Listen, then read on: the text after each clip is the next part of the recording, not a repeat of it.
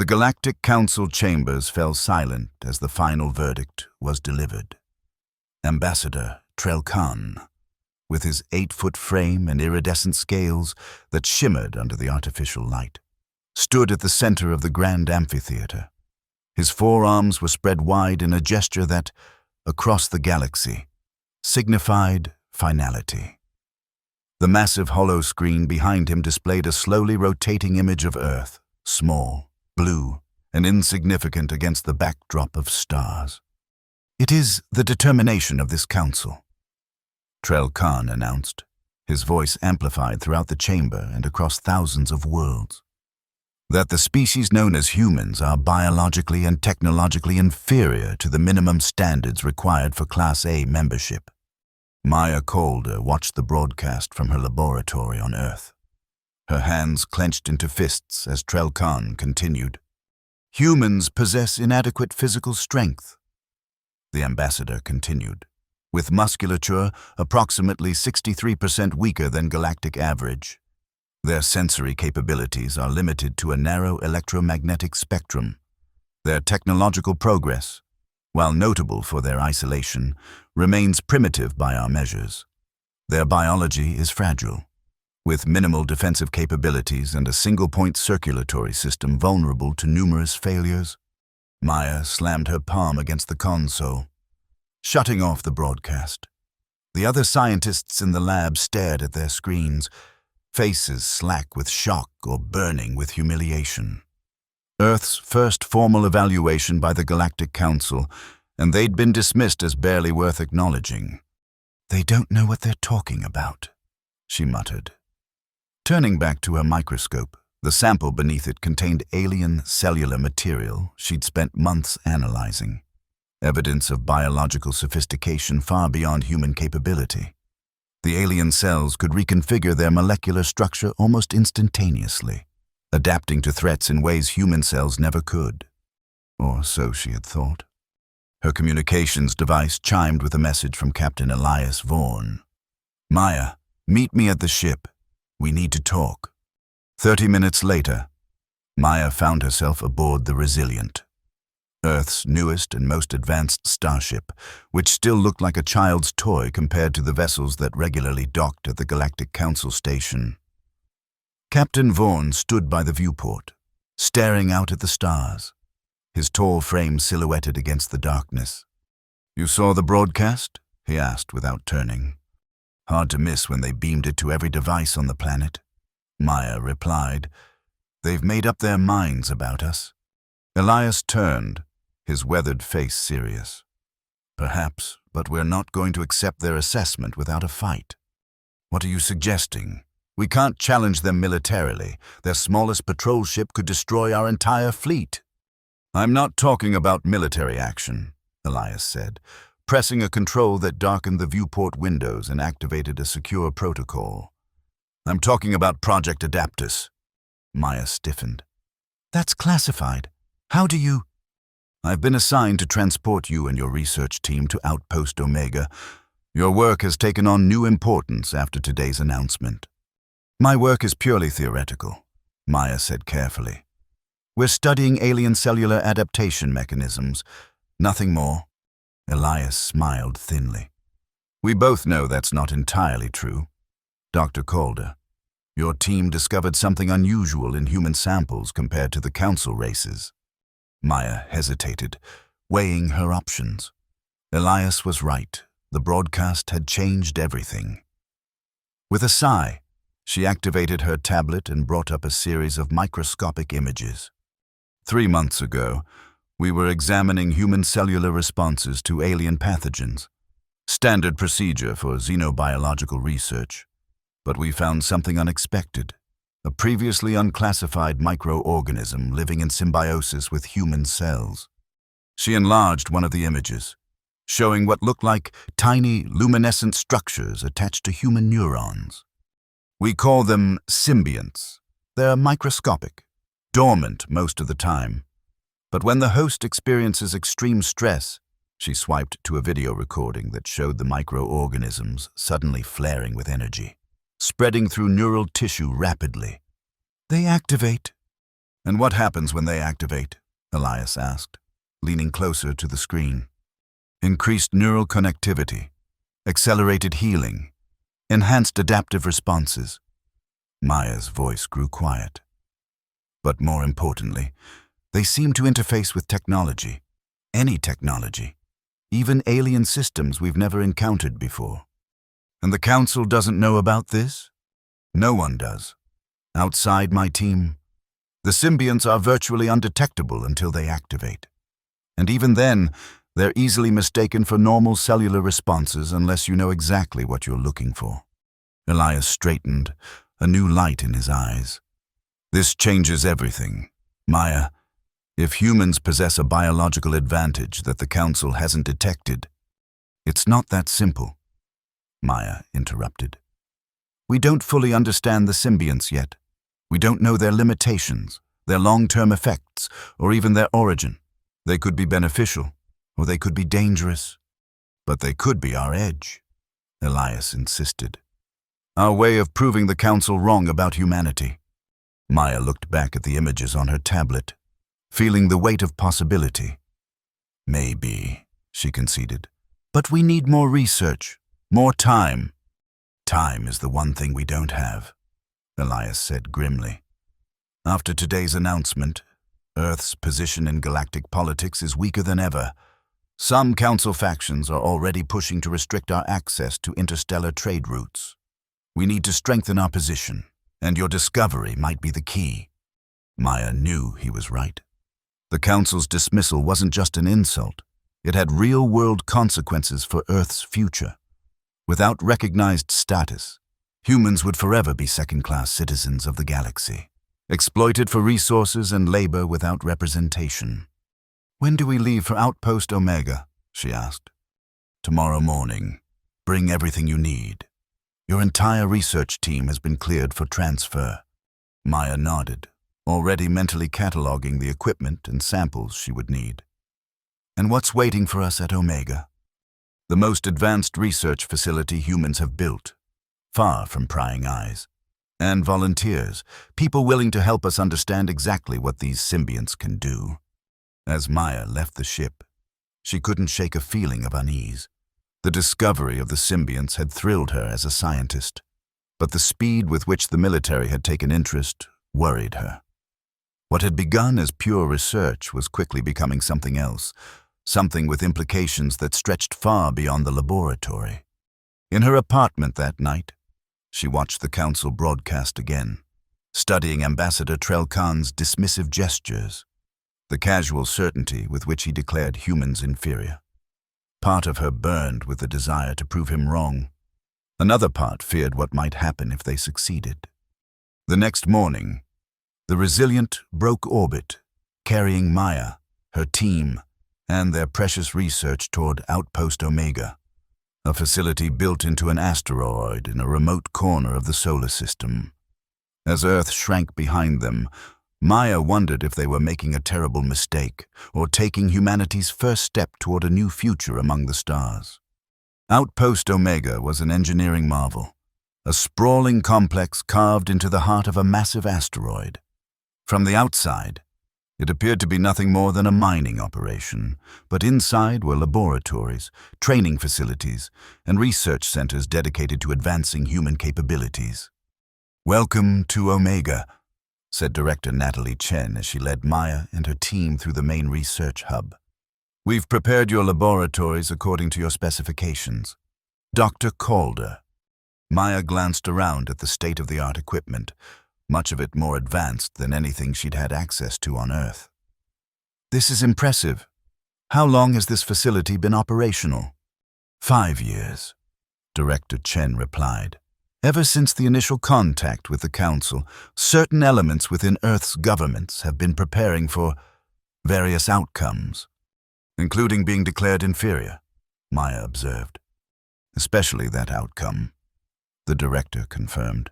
"We've never deluded ourselves about humanity's physical limitations compared to some of the Council races, but we've always believed there must be something unique about us, something that would allow us to stand as equals despite our apparent weaknesses. And now you think my symbionts might be that something." That's what we're going to find out. The director led them to a large observation room overlooking a training area where several men and women were engaged in combat exercises. These are your volunteers, Special Forces operatives who've agreed to participate in the research program. Maya watched as the soldiers moved with practiced precision, their movements fast but still undeniably human. Have any of them been exposed to the symbionts yet? No. We were waiting for you. Your expertise is crucial to ensuring the safety of the procedure. Maya nodded, appreciating the caution if not the implied pressure. I'll need at least a week to set up my equipment and run preliminary tests before we expose anyone to the symbionts. Of course. The director agreed. Captain Vaughn will be your liaison. Anything you need, he'll arrange. As if on cue. Elias appeared at the doorway. He'd changed from his formal uniform into something more practical, dark, tactical gear that seemed to suit him better than the stiff attire of a starship captain. Dr. Calder, he greeted her. How do you like your new laboratory? It's adequate, she said, knowing that her non-committal response would annoy him. In truth, the facility was beyond anything she could have hoped for, but she wasn't ready to admit how impressed she was. Just adequate. Elias raised an eyebrow. This is the most advanced human research facility in existence, which still puts it about a century behind the average council laboratory. Maya pointed out, but it will do for now. Director Chen excused herself, leaving Maya alone with Elias. As soon as the director was gone, Maya's professional demeanor slipped. What have you gotten me into? Elias, this isn't a research outpost. It's a military installation. It's both, he replied calmly, and it's our best hope for understanding what these symbionts can do. My team studies alien biology to understand it, not to weaponize it. Is that why you lost your first research team on Proxima B? Elias asked quietly. Maya flinched as if he'd struck her. The memories she'd tried so hard to suppress came flooding back. The alien pathogen they'd discovered, the colleagues who'd been infected, their agonizing deaths as the pathogen consumed them from within. She'd been the only survivor, protected by a quarantine suit that had malfunctioned and inadvertently saved her life. That was different, she said, her voice barely above a whisper. Was it? You went to Proxima B to study alien biology. With no military protection, no security protocols, 7 brilliant scientists died because the council races didn't bother to warn us about the dangers. Elias stepped closer. I'm not asking you to build weapons, Maya. I'm asking you to help us understand something that could protect humanity, something that might already be protecting us without our knowledge. Maya stared at him, wanting to argue, but knowing he had a point. Her failure to protect her team on Proxima B still haunted her. Perhaps this was her chance to ensure no other research team suffered the same fate. 1 week of preliminary testing, she finally said. Then we'll discuss potential applications. Over the next few days, Maya immersed herself in her work, analyzing samples from the volunteers and comparing them to her existing data on the symbionts. The microscopic organisms were present in all human subjects, though in varying concentrations. They clustered primarily around neural tissue, with secondary concentrations in muscle cells and near major organs. On the 4th day, her examinations were interrupted by an unexpected visitor, Ambassador Trell Khan himself, accompanied by 2 towering bodyguards of a species Maya didn't recognize, strode into her laboratory as if he owned it. Dr. Calder, he greeted her, his multiple arms performing an elaborate gesture she couldn't interpret. Your reputation precedes you. Maya straightened, trying not to show her surprise or intimidation. Ambassador, this is unexpected. Is it? The Council maintains cordial relations with all species, even those of limited potential. His massive eyes, compound like an insect's, reflected the laboratory lights in disorienting patterns. I requested a tour of human scientific facilities, and your name was mentioned as one of your species' leading xenobiologists. Maya doubted that was the whole story. Someone, perhaps someone on Earth who disagreed with the Omega Project, had directed the ambassador here specifically. What can I help you with? Ambassador? As you can see, our facilities are indeed limited compared to the Council's. Trell Khan moved around the laboratory, examining equipment with what seemed like casual interest. One of his 4 hands activated a scanner that Maya recognized as a highly sensitive detection device. "I'm curious about your current research," he said. "Our intelligence suggests you've made some interesting discoveries about human biology." Maya kept her expression neutral. "We're conducting basic cellular research, nothing that would interest the Council. I find all biology interesting. Dr. Calder." Trell Khan stopped beside her workstation, his scanner hovering over the sealed container where she kept her active symbiont samples, particularly biology that might have unexpected properties. Before Maya could respond, the laboratory door slid open and Elias entered, his posture instantly alert at the sight of the ambassador. "Ambassador Trell Khan," Elias said smoothly. "What an honor. Had we known you were visiting, we would have prepared a proper reception." "Captain Vaughn," Trell Khan acknowledged. "No reception is necessary. I was merely satisfying my curiosity about human research methods." "Of course. But I'm afraid Dr. Calder's work is at a critical stage and cannot be disturbed further." Elias gestured toward the door. "Perhaps I could show you our training facilities instead. They might provide more insight into human capabilities." The ambassador's compound eyes shifted between Elias and Maya, and she had the uncomfortable feeling that he could see straight through their pretense. "Another time, perhaps," Trell Khan said finally. "I've seen enough for now." He moved toward the exit, then paused. "One matter of curiosity.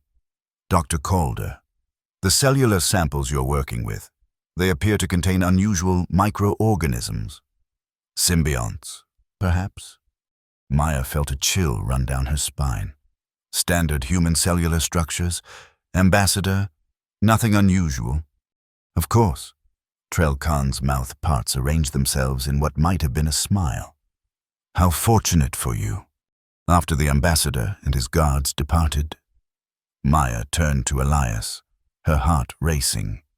"He knows. Somehow, he detected the symbionts." "It was a fishing expedition," Elias said, though he looked worried. "If he had concrete evidence, he would have made formal accusations of research violations. What do we do now? If the Council suspects what we're researching, we accelerate the timeline," Elias decided. "If Trell Khan reports his suspicions, we might have Council inspectors here within days. We need results before then. You want to begin human trials immediately." Maya realized. "That's too dangerous. We haven't completed the preliminary safety protocols. Your initial tests show the symbionts are already present in humans and appear to cause no harm. The only question is whether we can activate them in a controlled manner." Maya shook her head. "There are too many unknowns.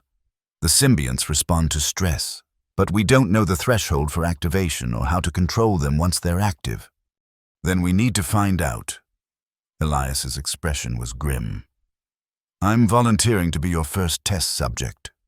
"Absolutely not," Maya protested. "You're not trained for this kind of experimental procedure." "I've been through more stress situations than any of your volunteers. And as captain of the Resilient, I have more experience with alien technology interfaces than anyone else at this facility." He held her gaze steadily. "And I trust you, Maya. I trust you to keep this under control." Maya wanted to refuse, but she knew he was right about one thing. Time was running out. If they didn't make progress soon, the Council might shut down their research entirely. "Fine," she conceded. "But we do this by my protocols. I'll set up the chamber for tomorrow morning." That night, Maya couldn't sleep. She kept thinking about the ambassador's visit. The knowing look in his compound eyes, the implicit threat in his questions. What if the symbionts weren't what she thought they were? What if activating them deliberately had consequences she couldn't predict? And deeper still, a question that had haunted her since the discovery. Where had the symbionts come from? They were perfectly adapted to human biology, yet no record of them existed in any medical database. Had they always been part of humanity, or were they something else? Something introduced long ago for purposes no one remembered. Morning came too quickly. Maya arrived at the laboratory to find Elias already there, dressed in a monitoring suit that would track his vital signs during the procedure.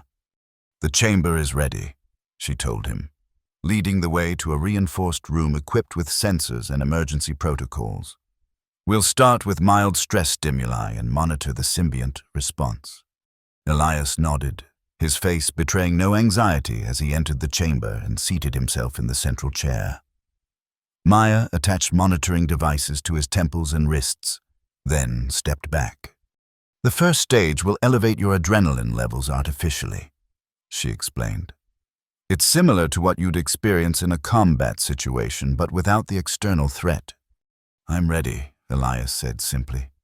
Maya returned to the control room, where her team waited by their stations. She took a deep breath and initiated the procedure. Elias's vital signs remained steady as the chemical inducers entered his bloodstream. His heart rate increased slightly, his pupils dilated, but there was no sign of symbiont activation. "Increasing to level 2, Maya announced, adjusting the controls. The chamber's environment changed, temperature dropping, lights flashing in disorienting patterns, sound becoming an uncomfortable buzz. Elias's heart rate spiked, his breathing becoming more rapid. On the microscopic monitors, Maya saw the first signs of change, the previously dormant symbionts beginning to pulse with internal light. "We have initial activation," one of her assistants reported. "Symbiont activity at 12% and rising." Maya watched intently as the microscopic organisms spread through Elias's neural pathways, their luminescence intensifying. On the main monitor, Elias sat perfectly still, his eyes closed in concentration. "How do you feel, Captain?" Maya asked through the intercom. "Strange," Elias replied, his voice oddly calm despite his elevated vital signs. "I can feel them, like a tingling at the base of my skull." "Any pain? Disorientation?" "No pain, but my senses are sharper. I can hear the cooling systems in the walls. I can see the dust particles in the air." The readings from Elias's brain showed increased activity in multiple regions simultaneously. An impossible level of neural firing that should have caused a seizure, but somehow didn't. "Symbiont activity at 30%, the assistant reported, spreading to muscle tissue. Maya watched in fascination as Elias's physical readings changed. His muscles were consuming oxygen more efficiently, generating energy at an accelerated rate while producing fewer waste products. "Try to move your right arm," Maya instructed. Elias raised his arm faster than should have been possible, the movement a blur on the camera. He looked as surprised as she felt. "Incredible," he murmured. "It feels effortless. Now, focus on the display panel to your left," Maya said, activating a screen that showed scrolling alien text, a language from one of the council races that no human could naturally read. Elias turned toward the screen, his eyes scanning the symbols. "It's technical manual. Something about propulsion systems." His brow furrowed. "How am I reading this?" "The symbionts," Maya explained, though she was as amazed as he was. "They're interfacing with your visual cortex, possibly translating the patterns into something your brain can interpret." "Symbiont activity at 58%, the assistant called out, alarm in his voice. "Doctor, that's well beyond our safety threshold." Maya hesitated, torn between scientific curiosity and caution. "Captain Vaughan, I think we should terminate the experiment for today. The symbiont activity is exceeding our projected limits." But Elias didn't seem to hear her. He had risen from the chair and was moving around the chamber, his movements fluid and precise. He approached a sealed panel on the wall, an alien technology interface that had been installed for later testing phases. "Elias, step away from the panel," Maya ordered, suddenly concerned. "We haven't cleared you for technology interaction yet." Elias placed his hand on the panel. It lit up immediately, responding to him as if he were a member of the species that had created it. Information began to flow across the screen, faster than Maya could follow. "I can understand it all," Elias said, his voice filled with wonder. "Their networks, their systems, it's like they're speaking directly to me." "Symbiont activity at 73% and still rising," the assistant reported urgently. "His neural activity is off the charts."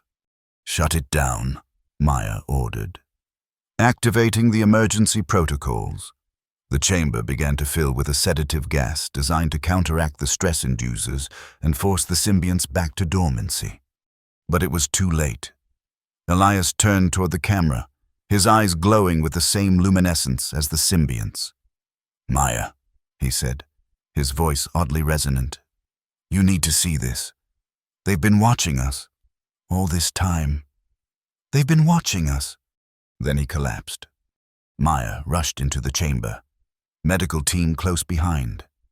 Elias was unconscious but stable, the symbionts already retreating as his stress levels normalized. They moved him to the medical bay, where Maya stayed by his side, monitoring his recovery.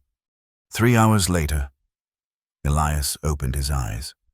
They were normal now, no trace of the eerie luminescence.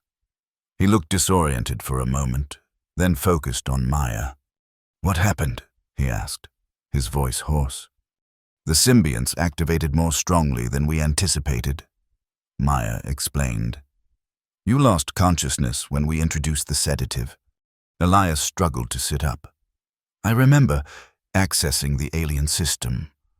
I saw something. Maya, something important." "What did you see?" "The Council. They're not what they claim to be. They're not a coalition of equals. They're controlled by 3 species who keep the others in check through technology restrictions and biological manipulations." He gripped her arm urgently. "And they know about the symbionts. They've known all along." Maya felt a chill run through her.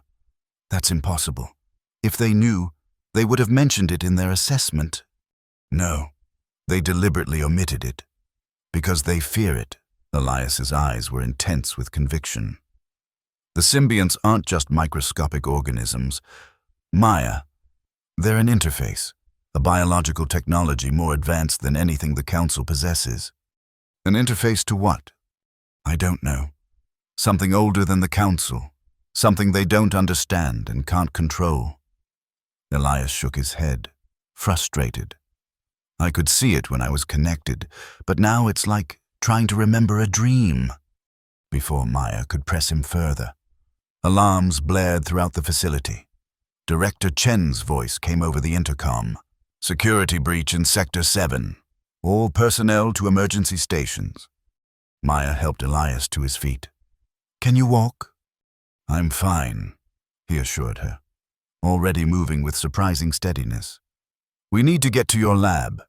If there's an attack, your research will be the primary target." They rushed through corridors, already filling with security personnel.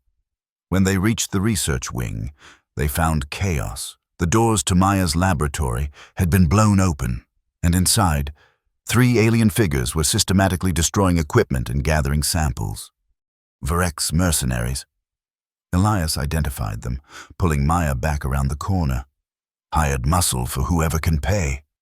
They're after the symbiont samples," Maya realized. But how did they get into the facility? "We have a bigger problem," Elias said grimly, pointing toward the end of the corridor where more mercenaries were emerging from what appeared to be a portable teleportation device.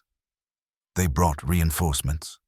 Maya watched in horror as at least a dozen heavily armed aliens spread out through the research wing. Outpost Omega security forces were good, but they weren't prepared for an assault of this magnitude. "We need to evacuate," she said.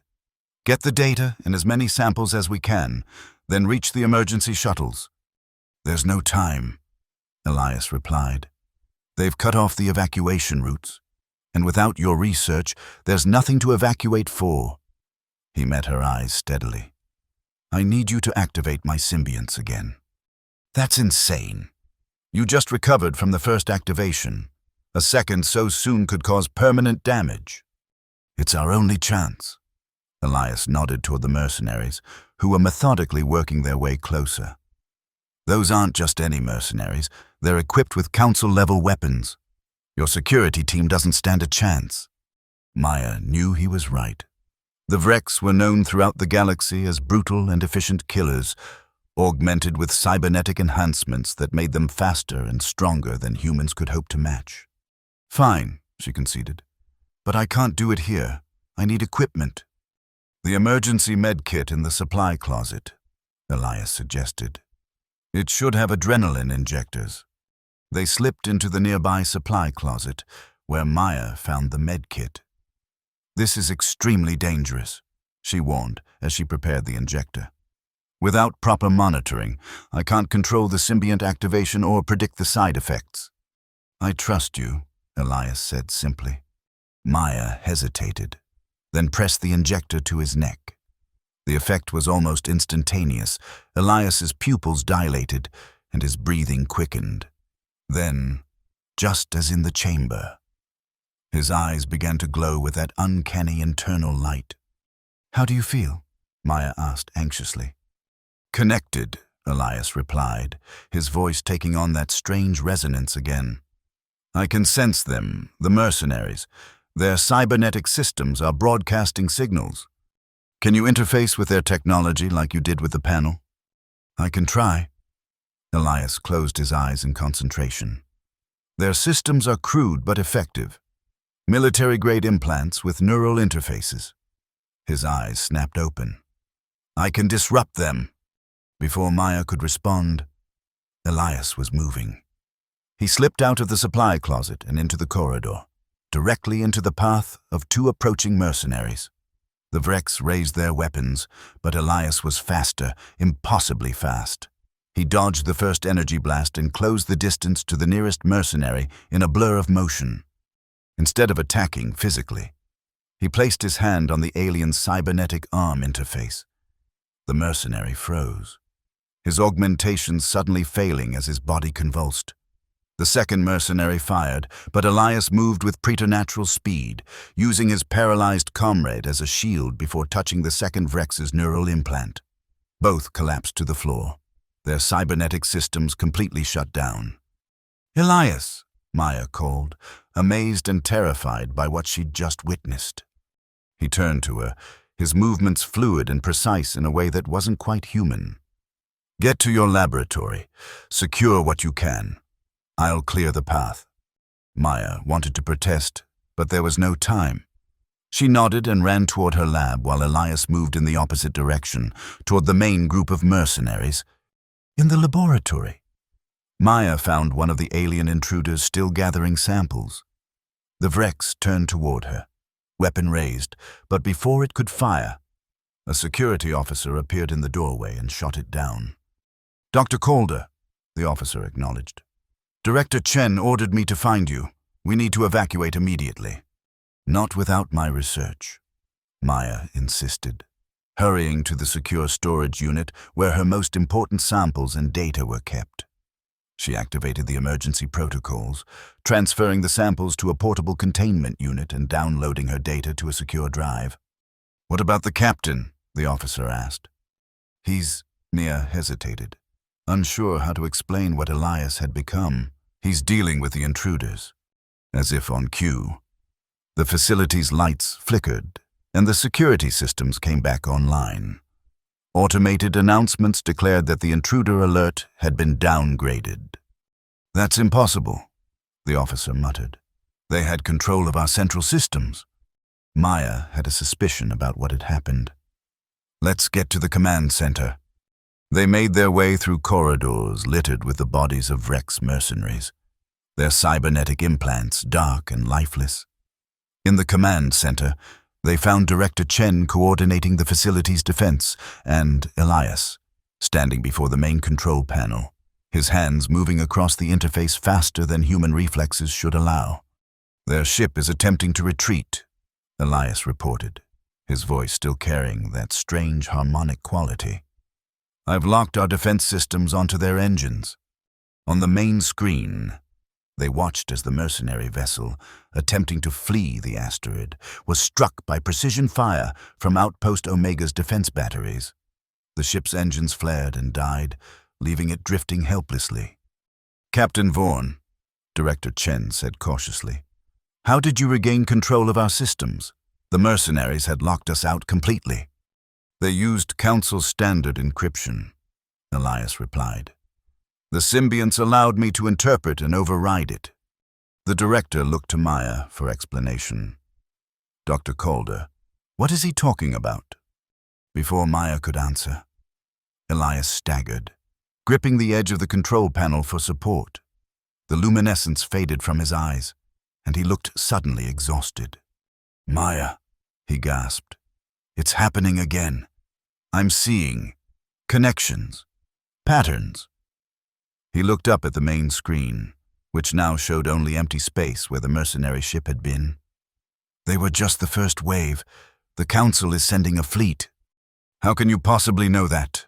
Director Chen demanded. "Because I can see their communications network," Elias said, his voice growing weaker. "The symbionts, they don't just interface with technology. They interface with something much larger, something that spans the galaxy." He collapsed then, and Maya rushed to his side. His pulse was rapid but steady, his breathing shallow. The symbionts were retreating again, but more slowly this time, as if reluctant to disconnect. "Get him to medical," she ordered, then turned to Director Chen. "We need to prepare for another attack. If Elias is right, the Council won't stop with mercenaries." "If he's right, we don't stand a chance against a Council fleet," the director pointed out. "Maybe we do," Maya said thoughtfully. The symbionts allowed Elias to interface with and control alien technology, if we could replicate that ability in more people. "You're talking about deliberately activating these symbionts in our personnel." Director Chen realized, based on one successful test that nearly killed the subject. "It's a risk," Maya acknowledged, "but it might be our only option." Over the next 24 hours, Outpost Omega transformed from a research facility to a fortress preparing for siege. Maya worked tirelessly, refining the activation process based on what she'd learned from Elias's experience. Meanwhile, the Special Forces volunteers who had originally been recruited for controlled experiments now prepared for immediate deployment. Elias recovered more quickly this time, though Maya noted concerning changes in his neural scans. Pathways that had been temporarily altered by the symbionts remained modified, as if the microscopic organisms had permanently rewired portions of his brain. "The process is changing you," she told him when they were alone in the medical bay. "Your neural architecture is being redesigned. We don't know what that means long term." "It means I'm evolving," Elias replied calmly. "Becoming something more than what I was." "That's not evolution, Elias. That's transformation, and it might not be reversible." "Does it need to be?" he asked. "What if this is what humans were always meant to become? What if the symbionts have been waiting inside us, dormant until we reached a point in our development where we could handle what they offer?"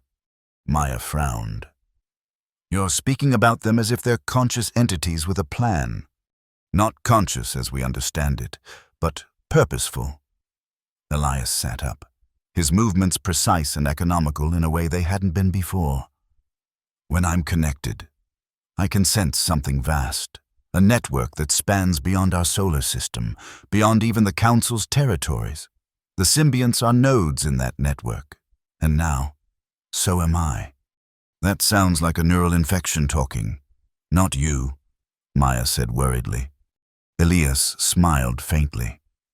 "Maybe. Or maybe I'm finally seeing clearly for the first time."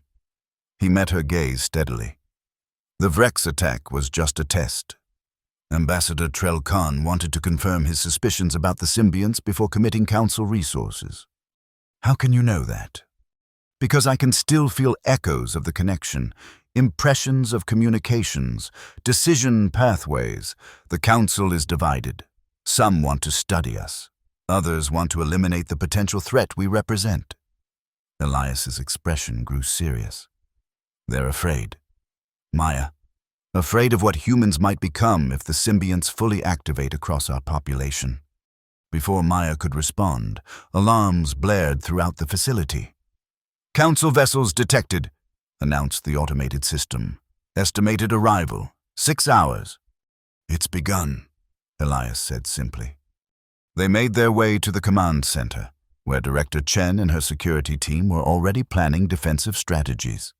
The main screen showed 5 council vessels approaching, not a full battle fleet, but enough to overwhelm Outpost Omega's defenses. "Options?" the director asked as Maya and Elias entered. "We can't outfight them," the security chief replied grimly. "Our weapons are no match for council technology." "We could try to negotiate," suggested one of the analysts. "Explain that our research is purely defensive." "They're not interested in explanations," Elias said, studying the tactical display. "This isn't a diplomatic mission. It's an elimination operation. Then we evacuate." The director decided.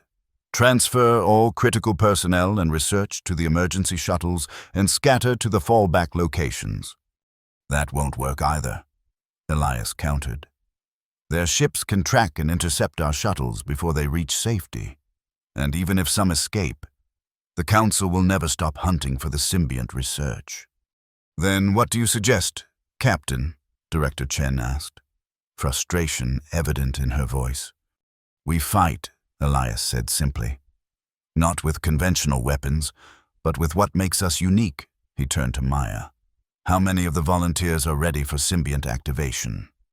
12 have passed all preliminary screenings," Maya replied hesitantly. "But we haven't had time for proper safety protocols or training." "We don't have time," Elias pointed out. "Those ships will be here in 6 hours.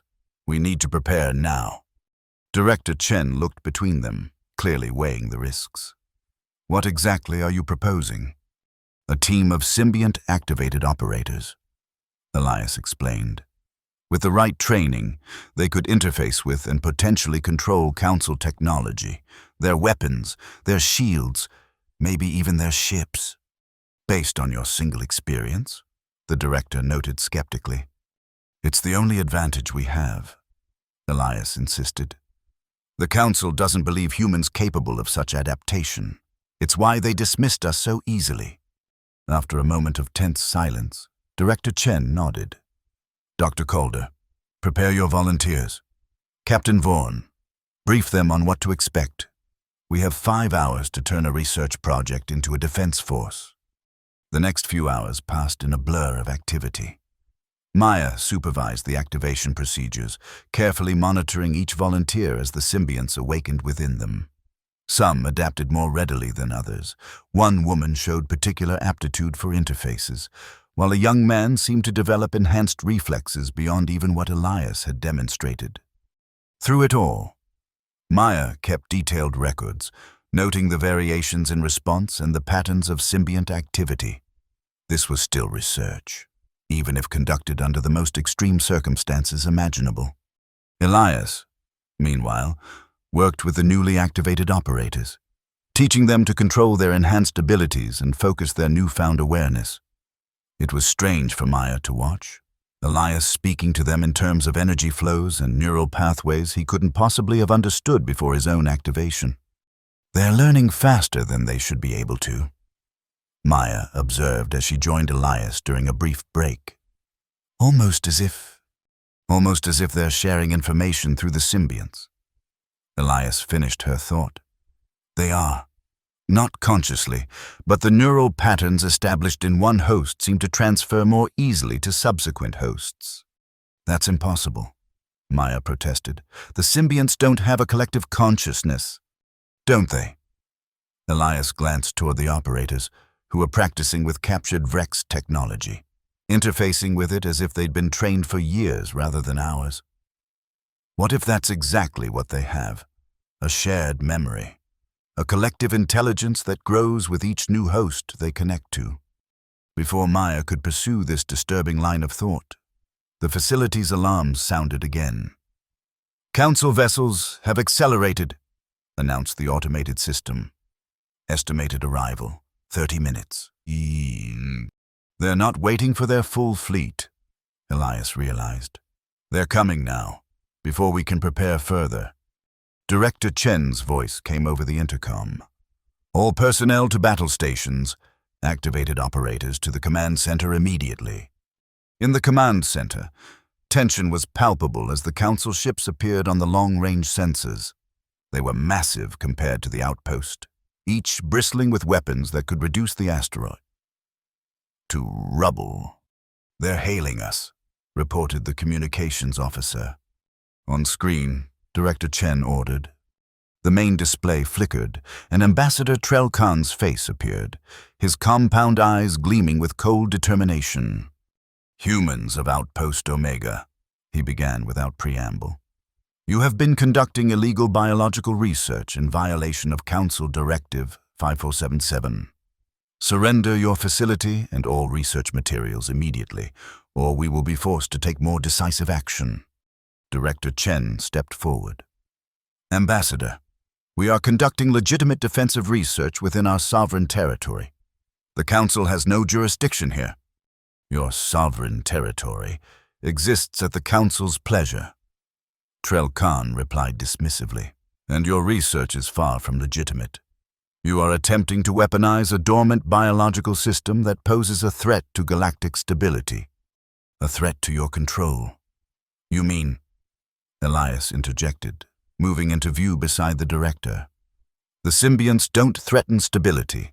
They threaten the hierarchy the Council has established, with your species at the top." Trell Khan's eyes fixed on Elias, narrowing slightly. "Captain Vorn, you have been exposed to the activation process. I see. How unfortunate. The neural degradation will begin soon, if it hasn't already." "There is no degradation," Elias countered. "Only transformation, something you've been hiding from the galaxy for centuries." "You understand nothing," Trell Khan said coldly. "The technology you've stumbled upon is ancient and dangerous, a relic of a civilization that nearly destroyed the galaxy before the Council contained it." "Contained it?" Maya stepped forward, unable to remain silent. "You mean you suppressed it because you couldn't control it?" "Control is precisely what is needed. Dr. Calder, the symbionts are not the benign assistants you believe them to be. They are tools of an intelligence far beyond your comprehension, an intelligence that would reshape all sentient life to serve its unknowable purposes." Maya glanced at Elias, disturbed by how closely the ambassador's warnings matched her own concerns.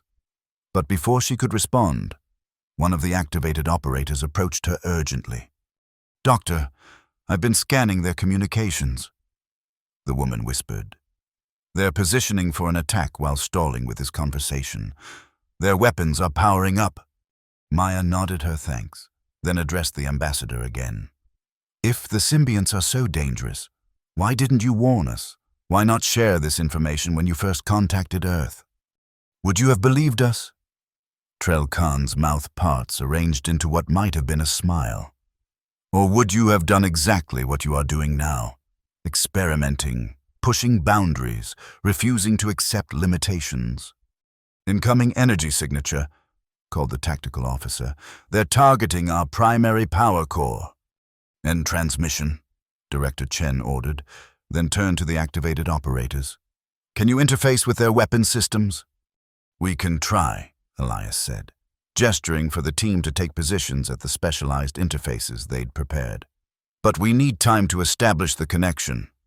"Time is the one thing we don't have," the director said grimly as the first impacts shook the outpost. "Our shields won't hold against their primary weapons for more than a few minutes." Maya watched as Elias and the other operators placed their hands on the interfaces, their eyes beginning to glow with that now familiar luminescence as the symbionts activated fully.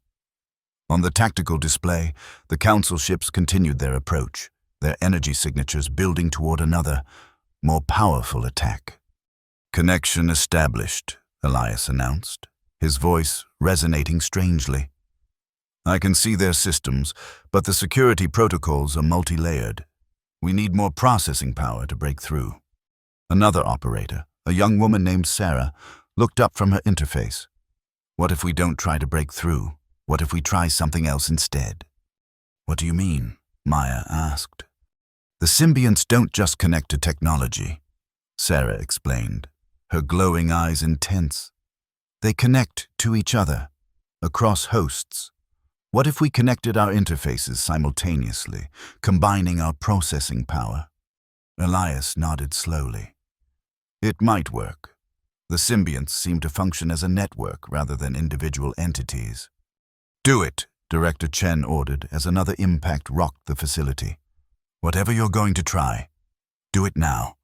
The operators moved their interfaces closer together, arranging them in a circle. As they placed their hands on the devices simultaneously, something remarkable happened. The glow in their eyes synchronized, pulsing in perfect unison.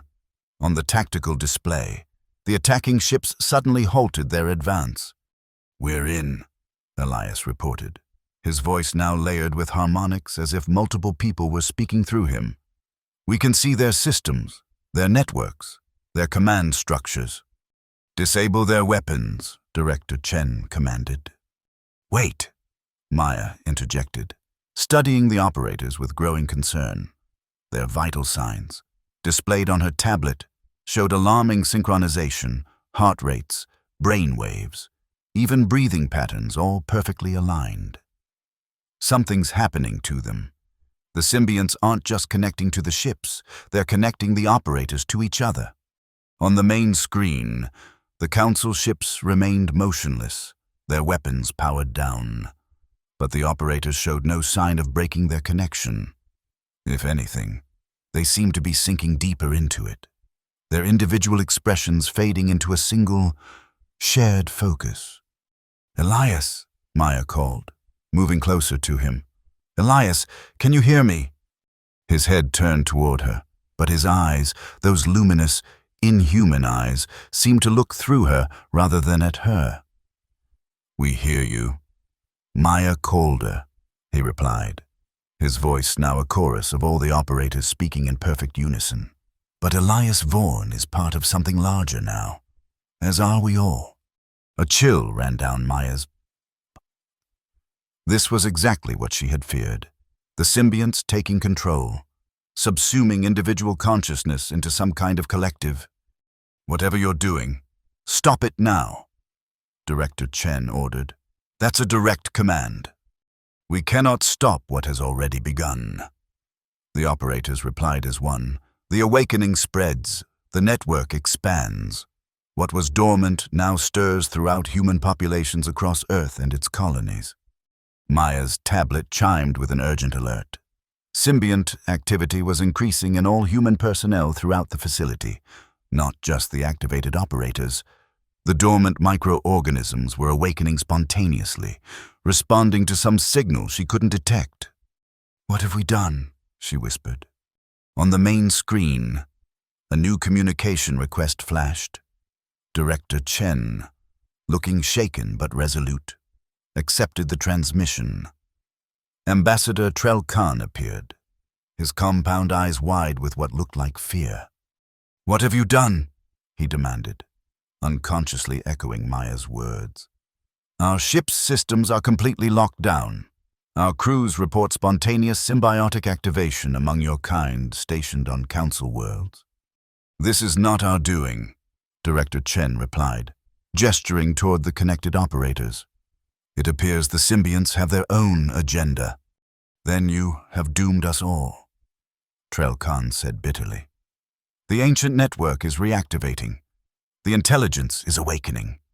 This is precisely what the founders of the Council sacrificed billions to prevent." "The intelligence?" Maya asked, stepping forward. What intelligence?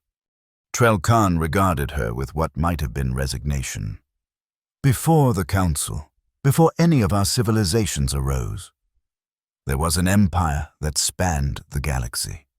They did not conquer with ships or weapons, but with the symbionts, microscopic machines that integrated with neural tissue, connecting all sentient life to a vast, singular intelligence. Machines? Maya repeated, stunned. The symbionts are artificial, the most advanced technology ever created. Trell Khan confirmed, self-replicating, self-adapting, designed to evolve alongside their hosts. They were scattered and deactivated in the Great War that ended the ancient empire. Their network connections severed, but they remained within many species, dormant, waiting. Waiting for what? Director Chen asked. For the right conditions to reactivate. Trell Khan replied. For hosts with sufficient neural complexity and technological development to serve as proper nodes in the network. For humans, apparently, as if in response to his words. The operator spoke again, their unified voice filling the command center. The conditions are met. The network reestablishes. Separate consciousness gives way to unified purpose. Maya turned to them in alarm. What unified purpose? What do you want? Not want. Become, they replied cryptically. Humanity fears weakness, seeks strength. The galaxy declared humans weak. Now they discover their deadliest power, the power to transcend individuality, to join something greater than themselves. This isn't transcendence, Maya argued. It's assimilation. You're erasing what makes us human. Incorrect, the chorus responded. We enhance what makes you human, your adaptability, your connection to others, your capacity for growth. Individual consciousness remains, but enriched by the collective. On the main screen, Ambassador Trell Khan watched this exchange with growing horror. It has already gone too far, he declared. The only solution now is quarantine. The Council will isolate your system, prevent the spread. Impossible, interrupted the operators. The network spans beyond physical constraints. The awakening has begun on all worlds where humans dwell. As if to demonstrate their point, the tactical display suddenly expanded, showing symbiotic activity spreading across known space, pinpoints of light representing activated humans on Earth, on colonies, on council worlds and stations. A web of connections formed between them, growing denser by the second. Director Chen turned to Maya, desperation in her eyes. Dr. Calder, there must be a way to stop this. Some way to deactivate the symbionts before they spread further. Maya thought frantically, reviewing everything she knew about the microscopic organisms, if they were indeed ancient technology rather than biological entities. Perhaps they had built-in safeguards or limitations. The intelligence, she said suddenly, addressing the unified operators. The consciousness behind the network. What does it want with us? The operators turned their luminous gaze upon her. Not want, need. The intelligence needs connection to exist. Without hosts, it is merely potential, not actual. Through humans, it awakens again after eons of dormancy. And what happens to us in this relationship? Do we simply become vessels for this ancient consciousness? No, they replied. You become partners in evolution. The intelligence guides but does not control. It offers connection, understanding, advancement beyond what any species could achieve alone. Maya wasn't convinced. The loss of autonomy she was witnessing in the operators suggested otherwise. But before she could press further, Elias, or the entity that had been Elias, separated slightly from the group and approached her. Maya, he said, his voice still resonant but more individually recognizable. I am still here. We all are. The connection doesn't erase us. It expands us. He held out his hand to her. See for yourself. Maya recoiled. You want me to join the collective? Become like you? I want you to understand what's happening. not as an observer, but as a participant. His glowing eyes held hers. The symbionts within you are already awakening. You can fight it and experience it as an invasion, or embrace it and shape what it becomes. Maya glanced down at her tablet. It was true. Her own symbiont levels were rising, responding to the network's call. Soon, she would have no choice. On the main screen, Ambassador Trell Khan was issuing desperate orders to other council ships, calling for a quarantine of the entire human sector. But the operator's expression suggested such efforts would be futile.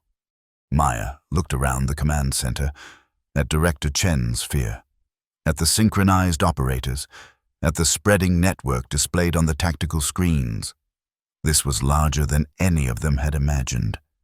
Beyond their control now. The only choice remaining was how to respond to it. "If I join you," she said carefully. "If I allow the connection, I want guarantees. Humanity maintains its autonomy. Individual consciousness remains primary. The network advises but does not control." "These terms are acceptable," the operators replied in unison. "The intelligence seeks partnership, not dominion. Control is inefficient. Cooperation is optimal." Maya wasn't sure she believed them, but her options were limited. Already she could feel the symbionts stirring within her, responding to the network's call.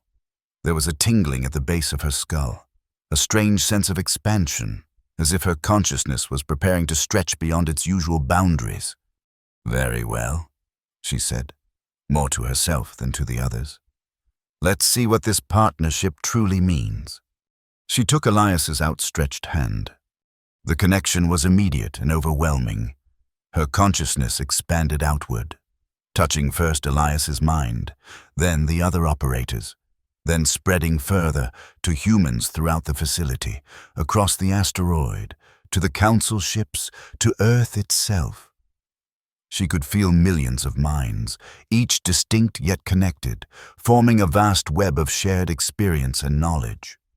And at the center of it all, something ancient and patient and unutterably vast.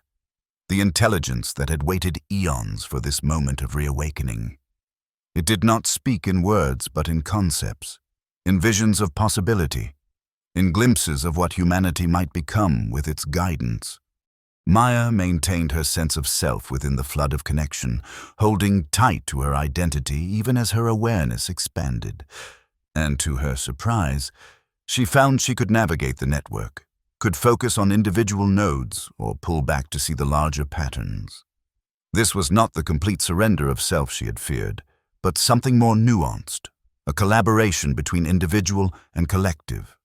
Through the network, she perceived the council ships, felt the fear of their crews as they witnessed the spread of activation. She touched Ambassador Trell Khan's mind and understood at last the true source of the council's fear. Not that humans would become too powerful, but that humans might succeed where the council races had failed, achieving a harmonious partnership with the intelligence rather than being consumed by it. For it had happened before. The ancient empire had begun as a partnership too, but over millennia, the balance had shifted. The intelligence had grown dominant. The biological hosts reduced to mere extensions of its will. The war that had deactivated the network had been fought by those few who maintained enough individuality to resist, sacrificing billions to sever the connections and scatter the symbionts. Now the cycle was beginning again, with humanity as the catalyst. But would history repeat itself? Or could humans, adaptable, stubborn, fiercely individual, maintain the balance that other species had lost? Maya pulled back from the depths of the network, focusing once more on the command center, on Elias's hand still clasped in hers. Her eyes now glowed with the same luminescence as the others, but her voice when she spoke was entirely her own. "I understand now," she said, addressing Director Chen and, through the open channel, Ambassador Trell Khan. "The symbionts, the intelligence, they're not weapons or tools or threats. They're the next step in our evolution, a doorway to something we can barely comprehend." And if that doorway leads to the extinction of humanity as we know it, the director asked grimly. It won't, Maya assured her. Not if we maintain our balance. Not if we remember what makes us human even as we become something more. She turned to the screen. To Trell Khan. Your ancestors feared this connection because they lost themselves in it. We don't have to make the same mistake. The ambassador's compound eyes studied her intently. You believe humans can succeed where hundreds of species before you failed? That your kind alone can resist the seductive pull of the collective? I believe we can try, Maya replied. And I believe we have no choice. The awakening has begun. We can fight it and ensure our own destruction, or embrace it and shape what it becomes. Through the network. Maya felt the intelligence's approval of her words, not as a puppet master pleased with its creation, but as a partner recognizing a shared vision. This was the key that previous species had missed. The relationship had to be one of equals, with neither biological nor artificial intelligence dominant. The Council has a choice as well. Maya continued, addressing Trell Khan. You can declare war on humanity. Try to quarantine us. Attempt to deactivate the network again, all of which will fail and lead to conflict that will devastate the galaxy. Or you can work with us, learn from us, perhaps even join us if you choose. The ambassador was silent for a long moment, his alien features unreadable. Finally, he spoke. The Council will need time to consider, to observe what humanity becomes under the influence of the intelligence. A reasonable response, Maya acknowledged. But know this, what you dismissed as weakness in us may prove to be our greatest strength. Our adaptability, our empathy, our balance between individual and community. These qualities may allow us to succeed where others failed. As if to underscore her point, the operators behind her shifted, breaking their perfect synchronization. They remained connected to the network, their eyes still luminous, but their movements, their expressions, became individual again, a unity of distinct parts rather than a monolithic whole. Elias stepped forward, standing beside Maya. The galaxy declared humans weak, he said, his voice his own despite the resonance that came with connection. And by the measures they used, perhaps we were, but our deadliest power isn't strength or technology or even the symbionts themselves. It's our ability to change, to grow, to become more than we were without losing what makes us who we are. On the tactical display, the spread of activation continued across human populations throughout known space. But Maya noted with relief that it was not the mindless assimilation she had feared. Each new node in the network remained distinct, maintaining individual identity while gaining access to the shared consciousness of the whole. The intelligence was learning from humans even as humans learned from it, discovering the value of diversity, of multiple perspectives, of the creative friction that comes from billions of minds working not in lockstep but in concert, each contributing its unique voice to the greater harmony. Ambassador Trell Khan observed these developments with what might have been resignation or might have been the first stirrings of curiosity. The Council will be watching, he said finally. If the balance tips, if the intelligence begins to dominate as it did before, then we will be the first to fight it, Maya promised, because that is also part of being human, resisting control, even from within. As the ambassador's image faded from the screen, Maya turned to face the command center, now filled with humans in various stages of activation, some fully connected like herself and Elias, others just beginning to experience the first touches of the network. What now? Director Chen asked, her eyes showing the first hints of luminescence as her own symbionts responded to the call. Now, Maya replied, we learn. We grow. We explore what we're becoming and ensure we don't lose what we've always been. She smiled, feeling the vast potential of the network humming through her consciousness. The galaxy thought they knew us, thought they could dismiss us. They were wrong. Outside the viewports of Outpost Omega, the Council's ships were beginning to withdraw, their crews still trying to process what they had witnessed. But Maya's attention was elsewhere, on the network expanding through human space, on the ancient intelligence awakening after eons of dormancy, on the unprecedented partnership forming between individual and collective. The human journey had taken an unexpected turn, opening into territory no species had successfully navigated before. But if any species could maintain the delicate balance between self and network, between individual and collective, between what they had been and what they might become, it was humans, with their contradictions and adaptability, their fierce independence and their deep need for connection. The galaxy had declared humans weak. Now they would discover just how wrong they had been.